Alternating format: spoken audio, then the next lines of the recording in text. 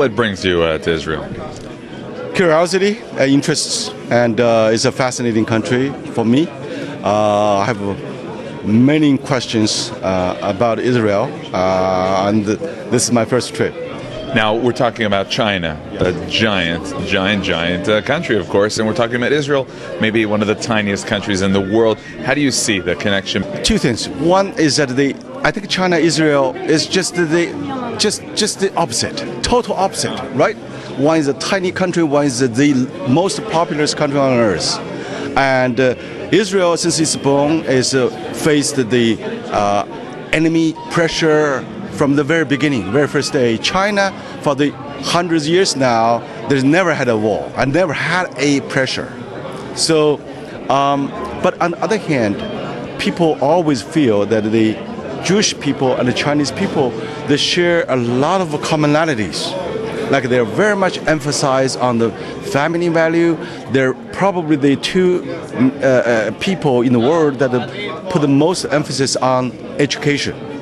They also have very strong entrepreneurship by nature. You know, China has great startups. Israel, same thing. So there's a lot of questions in my mind, and as well as a curiosity. And Israel has done so well, right, since it's born in 1948. The very country was first being established. And yet, you know, they start from 500,000 people, 600,000, to now one of the leading innovator in the world. That's a lot of questions there. So I'm very eager to learn it. What could China learn from Israel? What could Israel learn from China? I think China will learn from Israel on innovation, on technology, on research. I think Israel companies will be able to leverage the ability of technology and new products and marketing into the Chinese economy. I've never been to Israel, so this is the very first time. The more I learn about it, I think that there's some misconception before. So. Tell us about those misconceptions. Interesting.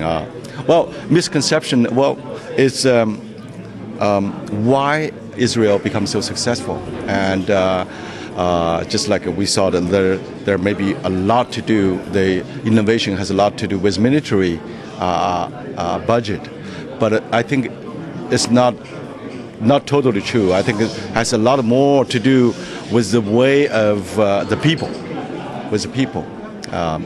People have the sense of a mission, sense of overcome obstacles. A few words about China. You know, when I was a kid, made in China meant that it was okay, that it was maybe not the highest quality. Where is China going in terms of that image of the made in China? Yeah, I think China actually started with that, but it was not alone. It's like in 1970s, in the U.S., when you're talking about a Japanese car, it means a cheap, low-quality car. But today, it means quality.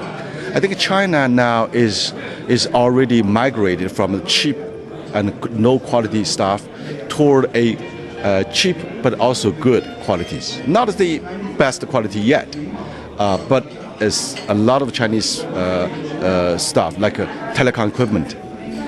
Very cheap, but high quality as well. So they're going through that curve. It's going to still take some time. That's where I think China has a lot to learn from Israel, going from good to the greatest.